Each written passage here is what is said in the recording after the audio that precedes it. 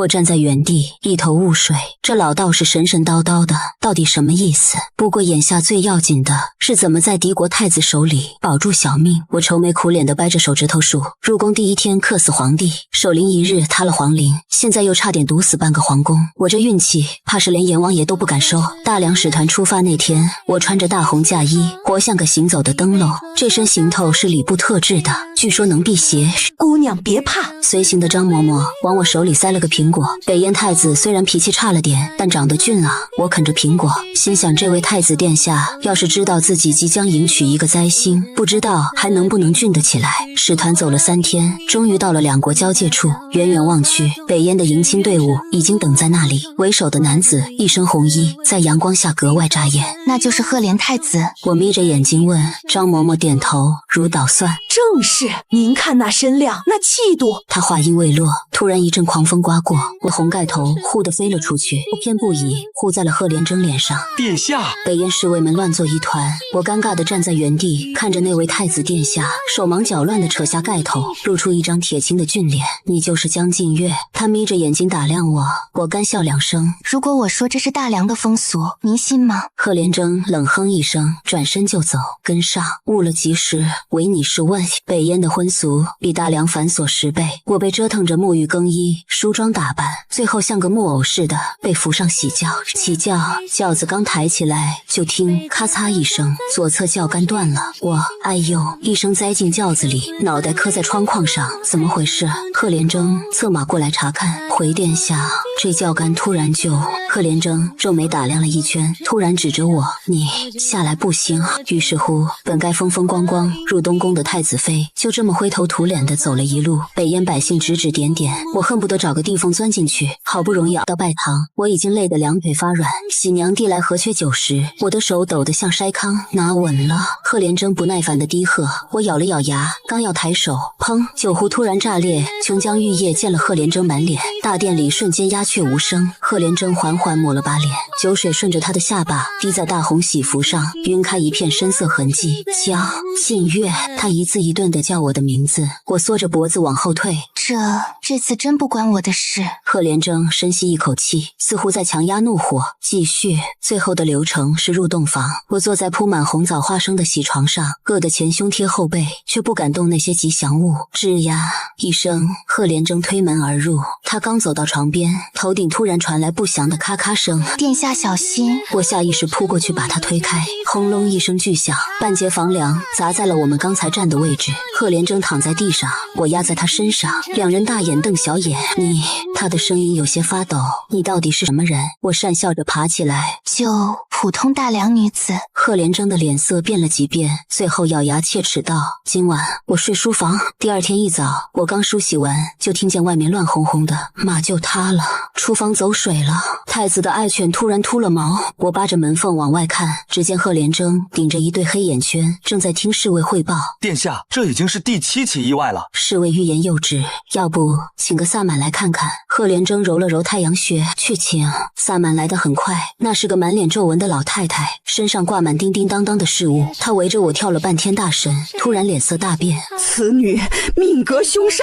她指着我的手直哆嗦，留在身边必遭大祸。赫连征的脸色更难看了，可有解法？须以黑狗血沐浴，再……他话没说完，突然脚下一滑，啪叽摔了个狗吃屎。那顶缀满羽毛的神帽咕噜噜滚到我脚边，我弯腰去捡，帽子在我手里裂成了2半。萨满嗷的一声晕了过去。3天后，大梁使团还没离开北燕都城，就被紧急召回东宫。这婚不结了。赫连征把和亲文书拍在桌上，眼圈都有点发青，聘礼全退，额外再送10车药材给大梁皇帝赔罪。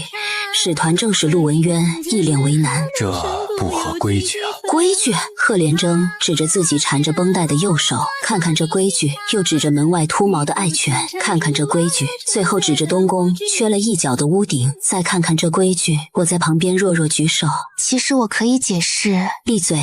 贺连征和陆文渊异口同声地喝道。最终在贺连征以死相逼下，和亲之事不了了之。我灰溜溜地跟着使团返回大梁，心里七上八下，这下摄政王非砍了我不可。没想到刚入宫门就被带到了勤政殿，我跪在地上，头都不敢抬。起来吧。摄政王的声音里竟带着几分愉悦。我战战兢兢地抬头，发现他手里拿着一封信。北燕退兵了。他晃了晃信纸，贺连征亲自写的求和书。我一脸茫然。他说，摄政王突然轻笑一声，宁愿割让3座城池，也不想再见到你。本王很好奇。他放下信纸，饶有兴趣地看着我。你是怎么在3天内把北燕最骁勇的太子吓破胆的？如果我说我什么都没做，您信吗？我绞着衣角。摄政王没有回答，他起身走到我面前，突然伸手抬起我的下巴，那双凤眼微微眯起，审视着我。江浸月，他轻声道。本王突然觉得留你在身边或许也不错。我浑身一僵，这话听着怎么比拖出去斩了还可怕？来人。他松开手，转身吩咐送江姑娘去。他顿了顿，冷宫走出勤政殿时，我听见2个小太监在廊下嘀咕：听说了吗？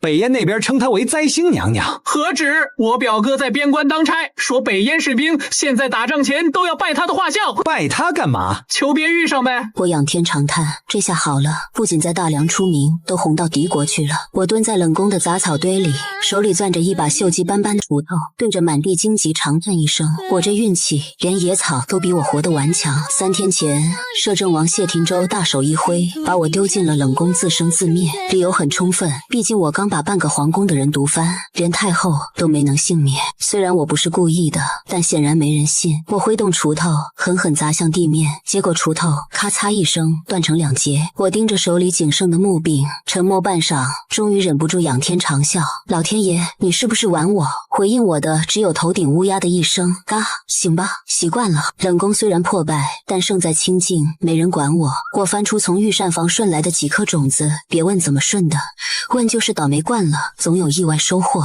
决定种点东西，打发时间。种菜总不会出事吧？我嘀咕着，把种子埋进土里，浇了点水。结果第2天，我蹲在地头一看，好家伙，菜没长出来，倒是冒出一堆奇奇怪怪的野草，其中几株还散发着诡异的荧光，这合理吗？我伸手戳了戳那株发光的草，结果指尖一麻，整条胳膊都酥了。我吓得一屁股坐在地上，脑子里闪过无数种可能：毒草、仙草，还是什么邪门玩意儿。就在我纠结要不要拔了它的时候，一只五彩斑斓的蝴蝶慢悠悠地落在草叶上，翅膀一扇，洒下点点金粉。我瞪大眼睛，这蝴蝶是镀金的吗？3天后，冷宫突然热闹了起来，一群宫女太监乌泱泱地冲进来，领头的嬷嬷一把抓住我的手，激动道：江姑娘，快！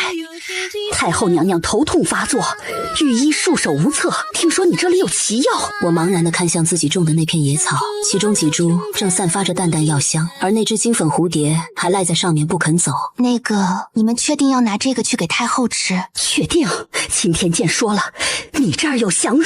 祥瑞？我怕不是要出人命吧？我战战兢兢地把草药捣碎，熬成汤药送了过去。结果太后的头痛真的好了，不仅好了，她还精神抖擞地拉着我的手，慈爱道：锦月啊，你这孩子真是福星。我干笑，太后娘娘过奖了。一抬头，我就对上了谢霆州那双深不见底的眼睛。他站在一旁，手里捏着一本册子，正慢条斯理地写着什么。我头皮一麻，直觉告诉我，他又在记我的罪证了。果然，他合上册子，淡淡道：江浸月，甚好。他又说：甚好。上次他说完这句，我就被送去和亲了。我警惕地后退2步。王爷，这次我真没闯祸。他瞥了我一眼，语气意味深长：本王知道。然后他转身走了，留下我一脸懵逼地站在原地。他到底什么意思啊？第2天，朝堂炸了，孙有德带头弹劾我，说我是妖女，用邪术迷惑太后。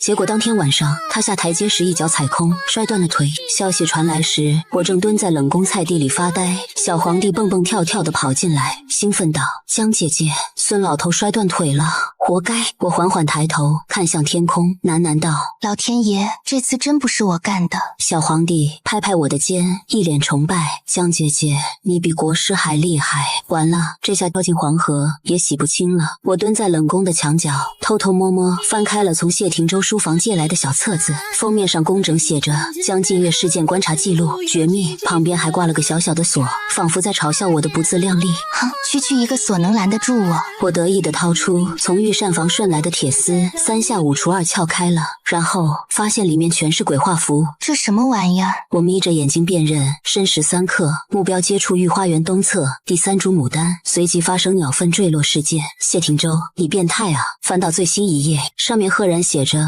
疑似能力触发规律，对恶意者反噬加倍，对善意者，后面的字被墨水糊掉了。我正想骂人，突然听见身后传来一声轻笑。看够了吗？我手一抖，册子啪地掉在地上。谢霆州不知什么时候站在我身后，玄色衣袍被风吹得扬起，手里还拎着我的晚饭。王爷，我干笑着往后蹭，这是个误会。他弯腰捡起册子，慢条斯理地掸了掸灰。如果本王没记错，这是你第8次未经允许接触本王私人物品。这人居然连次数都记。半夜我被尿憋醒，迷迷糊糊往茅房走，刚转过回廊，突然被一个冰凉的东西抵住脖子，别动！我瞬间清醒了。大哥有话好说。借着月光，我看见10几个黑衣人把谢霆州团团围住，他手里长剑滴着血，脚边已经倒了3、4个刺客。放我们走，不然杀了他！挟持我的刺客吼道。谢霆州眯起眼睛，目光在我和刺客之间扫了个来回。我疯狂眨眼，快救我啊！你确定要挟持他？少废话！下一秒，咔！刺客夹脚下一滑，精准踩中我白天钓的枣核，整个人向后仰去，哗啦！屋檐上一块瓦片突然脱落，正中刺客倚脑门。轰！他们背后的围墙毫无征兆地塌了半截。谢霆州站在原地没动，眼睁睁看着刺客们接二连三倒下，最后那个挟持我的倒霉蛋被自己裤腰带绊倒，一头栽进了粪桶。现场陷入诡异的沉默。解释一下。谢霆州把剑收回鞘，居高临下看着我。这次真不是我干的。那个枣核是你吃的，瓦片是你碰过的柱子掉的，墙是你昨天靠过的。他每说一句就逼近一步，最后把我堵在墙角。江浸月，你到底是倒霉还是特殊能力？我欲哭无泪。我要能控制这能力，第一个让孙有德天天踩香蕉皮。谢霆州突然笑了，不是冷笑，不是讥笑，是真正意义上的眼角微弯的那种笑。我看呆了。王爷，我结结巴巴地说，你笑起来真好看。他的笑容瞬间消失，完了，嘴比脑子快的老毛病又犯了。第二天，我发现冷宫外多了3个暗卫，不是来监视我的，是来做记录的。江姑娘，能麻烦您再走一遍昨晚的路线吗？暗卫甲拿着小本本，满脸期待。属下想统计下枣核的精确落点，这块瓦片的坠落轨迹很值得研究。暗卫丙正在粪桶里捞刺客，大人说要留活口做对照实验。谢霆州的手下是不是都有什么大病？3天后的小朝会上，周牧也唾沫横飞，北境战事吃紧，请王爷速作决断。谢霆州漫不经心翻着奏折，本王已有对策。他拍了拍手，2个侍卫吭哧吭哧抬上来一块大木板，上面密密麻麻贴满我的画像。这是老臣们一脸懵逼。每座城池挂3张江浸月画像，可保万无一失。噗！正在偷喝茶的我直接喷了。孙有德拄着拐杖跳起来，荒唐，这是祸国妖！啪！他的拐杖突然断裂，整个人摔了个狗吃屎。谢霆州淡定喝茶。还有异议吗？满朝文武齐刷刷后退3步。小皇帝在龙椅上兴奋地晃腿。江姐姐比10万大军还厉害，我现在逃跑还来得及吗？我正在冷宫药铺里侍弄那株会发光的药草，忽觉脑后生风，还未及反应，眼前便是一黑，竟被人用麻袋套了头。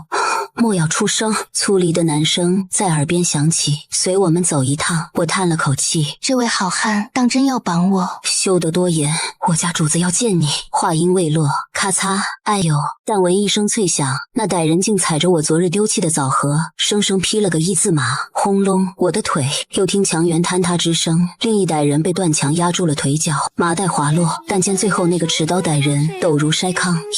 妖女！我诚恳劝道，此刻放了我，尚来得及。那歹人举刀扑来，忽闻啪嗒一声，竟是被岩上漆雀的污秽糊了满脸。我整了整衣衫，抬眼便见谢霆州负手立于院门处，手中捧着一册新订的簿子。第103次遇袭。他提笔记着，反噬之效更胜从前。王爷您倒是先救人啊！我被请至谢霆州的书斋，这哪里是寻常书斋，分明是个吃人的执念所。四壁悬满我的画像，每幅皆标注时辰、方位、事由，加上整整齐齐码着数十册净月记事。最骇人的是厅中那座精巧的冷宫模型，连我昨日丢弃的果核都分毫不差。王爷竟如此监视于我，是妍希，有何分别？监视那疑心使然。他翻开一册笔记，研习是兴致所致，我的心突然跳得厉害。王爷，门外突然传来急促的脚步声，不好了，孙大人他怎么了？他掉进锦鲤池了。不是我干的。我赶紧举手发誓。谢霆舟叹了口气，本王知道。他顿了顿，又补充道：“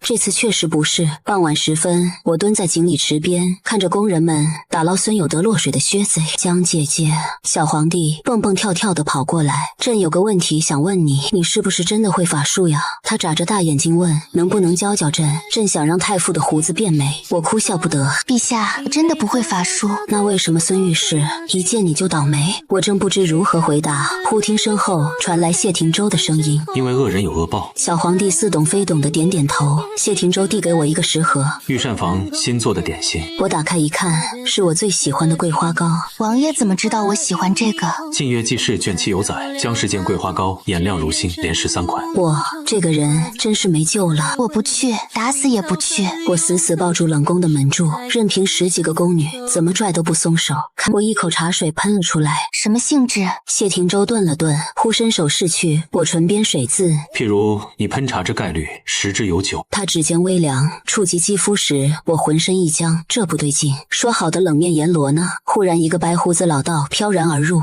是真的足不沾地飘过来的。此女命格殊异，玄之远绕着我转了3圈，千年难遇的气运反噬之体。道长明示，简言之，老道掏出一方八卦盘，对你怀恶者必遭厄运，待你善者必得福报。可测算否？玄之远嘿嘿一笑，忽从袖中掏出一把算筹，依老道推算，恶念每增1分，反噬便强1成半。这年头的方士都这般精通术数吗？太后也忽然来了，见满是画像，笑得合不拢嘴。燕儿这是要开画坊？儿臣在处理公务。公务？太后指着那冷宫模型，连人家姑娘丢的果核都记下了。我看见模型旁一行小楷：7月初3，净月时早28枚，河洛方位如下。锦月啊，燕儿自幼如此，心爱之物必要钻研透彻。比如将我当药材研究。他8岁时养过一只雪兔，写了3卷饲养纪要呢。谢霆舟突然呛咳起来。夜深人静时，我回到冷宫，见枕畔搁着一册新簿，封面题净月议事考。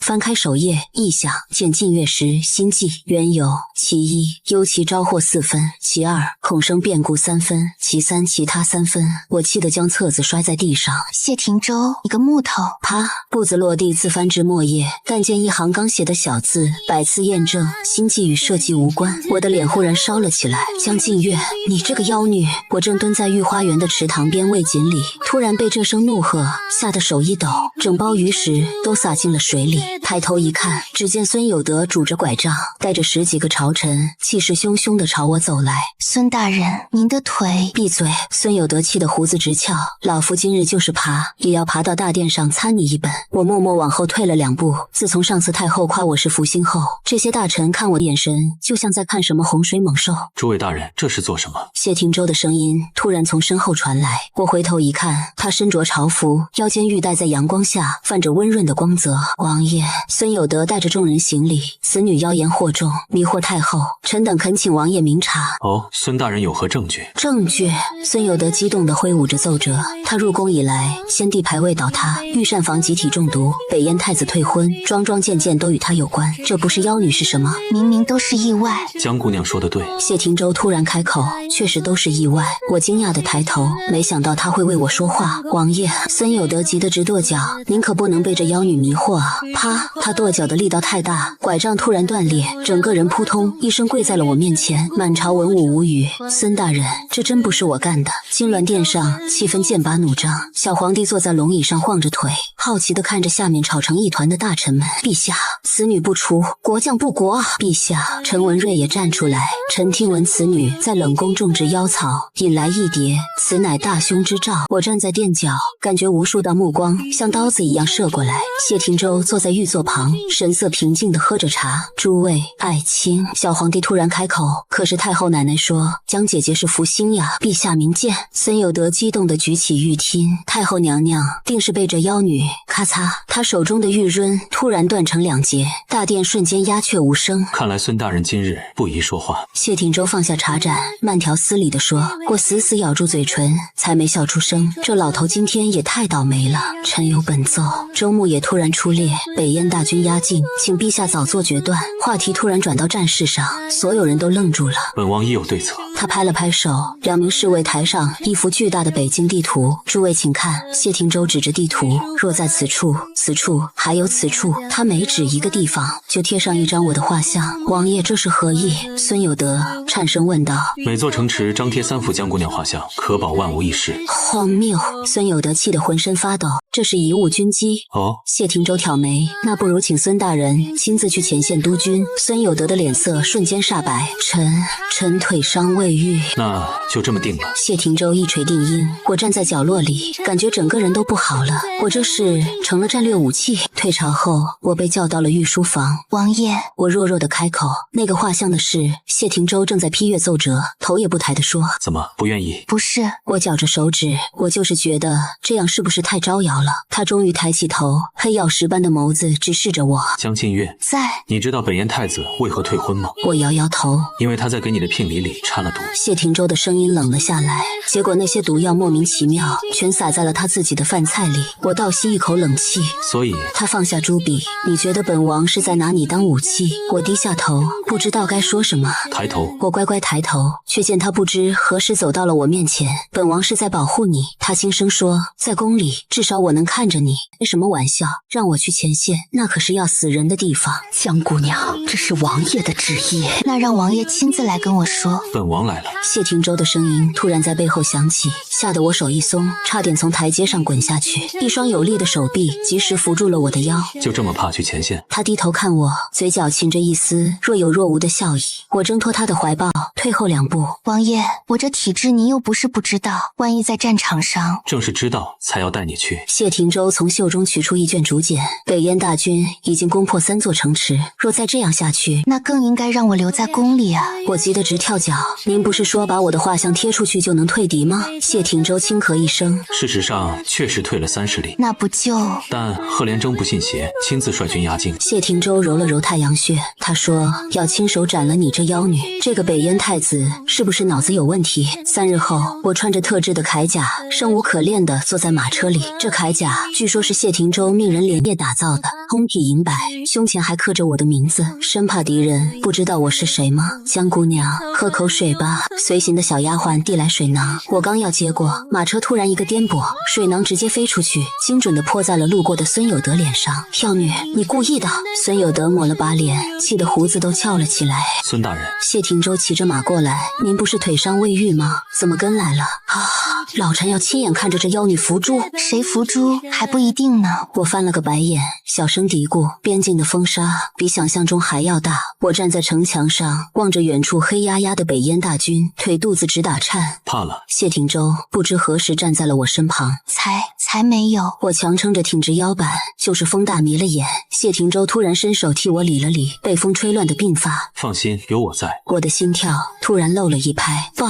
一个士兵急匆匆跑来，北燕太子在阵前叫嚣，要江姑娘单独出城。谢廷周的脸色瞬间阴沉下来。找死！半个时辰后，我被迫站在了两军阵前。谢廷周坚持要陪我一起，此刻正黑着脸站在我身后3步远的地方。江浸月，贺连征骑在马上，一身戎装。本太子今日就要揭穿你的妖法。我悄悄往谢廷周身后躲了躲。太子殿下，咱们有话好说。少废话！贺连征一挥手，放箭，漫天箭雨朝我飞来。我吓得闭上眼睛，叮叮当当，预想中的疼痛并没有到来。我睁开眼，发现所有箭矢都在离我3尺远的地方，莫名其妙掉在了地上。北燕士兵和我军将士都呆了。贺连征不信邪，亲自策马冲来。就在他距离我还有10步远时，他的战马突然前蹄一软，把他整个人甩了出去。扑通！堂堂北燕太子直接摔进了旁边的泥坑里，现场一片寂静。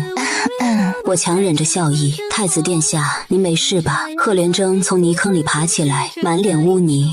妖女，你使的什么妖法？我无辜的摊手，我什么都没做。再来！贺连征气急败坏的吼道。全军进攻，接下来的场面简直可以载入史册。北燕大军刚冲过来，就遭遇了前所未有的霉运。冲在最前面的士兵集体摔得人仰马翻，弓箭手的弓弦突然全部断裂，粮草车无缘无故起火。最绝的是贺连征的帅帐，好端端的立在后方，突然被一道闪电劈中，烧了个精光。2个时辰后，北燕大军丢盔弃甲，狼狈撤退。贺连征临走时还放狠话：江静月，你给我等着！我转头看向谢霆舟，王爷，我是不是又闯祸了？不，你立了大功。当晚的庆功宴上，我成了众人瞩目的焦点。那些曾经骂我妖女的大臣们，此刻一个个端着酒杯来敬酒，脸上堆满谄媚的笑容。江姑娘真是巾帼英雄，早就看出江姑娘非同凡响。江姑娘要不要考虑收个徒弟？我尴尬地应付着，目光不自觉地寻找谢霆舟的身影。他正站在角落和玄之远低声交谈着什么。江姐姐，小皇帝不知从哪里钻出来，拽着我的袖子，朕也要学你的法术。我蹲下身，认真地说：陛下，这不是法术，这是天意。谢霆舟不知何时走了过来，手里拿着2杯酒，一杯庆功，一杯。他顿了顿，将其中一杯递给我。定情。王爷您说什么？谢霆舟凑近我耳边，温热的气息拂过我的耳垂。第109次验证，心跳过快与国运无关。我的脸瞬间红到了耳根。砰！远处突然传来一声巨响，我们转头看去，只见孙有德不知怎么的一头栽进了酒缸里，2条腿在外面扑腾。这次真不是你。我举起3根手指，对天发誓，这次真不是我干的。奉天承运皇帝诏曰：姜氏近月，书得函章，特赐婚于摄政王谢霆舟，则即日完婚。我跪在殿前，听着宣旨太监尖细的嗓音，整个人都懵了。直到小皇帝蹦蹦跳跳的跑过来拽我袖子：江姐姐，快接旨呀！我才如梦初醒。臣女领旨。我颤抖着接过圣旨，余光瞥见站在一旁的谢霆舟，嘴角微扬。刚出大殿，我就被一群贵女团团围住。江姐姐，这是我亲手绣的荷包。江妹妹，这是我娘家的秘制胭脂。我抱着一堆礼物，不知所措地站在原地。3个月前，这些人还骂我是妖女，现在居然抢着巴结我。让开！谢霆舟冷冽的声音传来，贵女们立刻作鸟兽散。他伸手接过我怀里的东西，递给身后的侍卫。回府。摄政王府比我想象中还要奢华。我站在庭院里，看着来来往往的仆从，突然觉得腿软。怎么？谢霆舟挑眉，江姑娘也会害怕？谁怕了？我强装镇定，我就是觉得这院子里的树长得不错。谢霆舟低笑一声，突然凑近我耳边：王妃若是紧张，本王可以带你熟悉熟悉卧房。轰的一下，我感觉全身的血液都冲到了脸上。王爷，管家急匆匆跑来，礼部送来大婚礼服，请王妃试穿。我如蒙大赦，赶紧跟着管家溜了。试衣间里，我看着铜镜中一身大红嫁衣的自己，有些恍惚。王妃真美。我摸了摸袖口的金线的袖，突然想到一个问题：王爷的礼服试过了吗？还没呢。王爷说先紧着王妃，我去看看。我提起裙摆就往外跑。谢霆舟穿大红礼服的样子怎么能错过？我鬼鬼祟祟地摸到他的书房外，刚想敲门，却听见里面传来玄之远的声音：王爷可想清楚了，此女命格特殊，若娶进门，本王心意已决。谢霆舟的声音异常坚定，可他是气运反噬之体，万一……那又如何？谢霆舟轻笑，本王甘之如饴。我的心跳突然加速，正想再听清楚些，却不小心踩到裙摆，咚的一声撞开了门。书房内，谢霆舟半裸着上身，正在试穿礼服。见我闯进来，他慢条斯理地系上衣带。王妃这么迫不及待？玄之远识相地溜了，临走还贴心地关上了门。我是来……我结结巴巴地说不出话，眼睛却不受控制地往他领口瞄。谢霆舟一步步走近，最后停在我面前，伸手抬起我的下巴。看够了吗？还行。他低笑一声，突然将我打横抱起。那不如看个够。等等，礼服会皱的。再做新的。大婚当日，整个京城张灯结彩，我坐在花轿里，听着外面的喜乐声，紧张的手心冒汗。新娘到，轿帘掀开，一只修长的手伸了进来，我深吸一口气，搭上谢霆舟的手。别怕。他在我耳耳边轻声道：“有我在。”拜堂时，我透过盖头隐约看到孙有德站在宾客中，脸色铁青。就在李官喊夫妻对拜的瞬间，突然听到扑通一声，孙大人掉池子里了。现场一片混乱，我忍不住想掀盖头看看，却被谢霆舟按住手。专心拜堂，可是恶人自有天收。他低声道。我忍不住笑出声。洞房花烛夜，我坐在喜床上，紧张地绞着手指。谢霆舟挑开盖头时，我羞得不敢抬头。现在知道害羞了。他轻笑，当初在书房偷看本王换衣服的胆子呢？谁偷看了？我涨红了脸，我是正大光明的，不小心看到的。谢霆舟倒了合象酒递给我，喝了这杯酒，你我便是真正的夫妻了。酒杯相碰的瞬间，我突然想起北燕太子那杯炸裂的和绝酒，下意识往后缩了缩。放心，他看穿我的心思，这次不会炸。酒过3巡，我有些微醺，胆子也大了起来。谢霆舟，你当初为什么要研究我啊？起初是好奇，后来呢？后来他俯身在我耳边说了句话，我的脸瞬间烧了起来。红烛摇曳，罗帐轻垂。就在气氛正好的时候，屋顶突然传来咔嚓一声，王爷，王妃不好了！侍卫在门外疾呼，孙大人带着言官们来闹洞房，结果刚进院子就被雷劈了。这次真不是我。我举手发誓。谢霆舟叹了口气，吹灭蜡烛。不管他。翌日清晨，我揉着酸痛的腰，看着身旁熟睡的谢霆舟，忍不住伸手戳了戳他的脸。王妃精力很旺盛。他突然睁开眼，一把将我搂进怀里。我饿了。昨晚没吃饱。谢霆舟，我羞得把脸埋进被子里。他大笑着起身，从书架上取下一本崭新的册子递给我。送你。我翻开一看，扉页上写着晋乐记事序。从今往后。他俯身吻了吻我的额头，我们一起记录。窗外阳光正好，而那个总爱弹劾我的孙有德，据说因为被雷劈中，正在家休养。真是个美好的开始。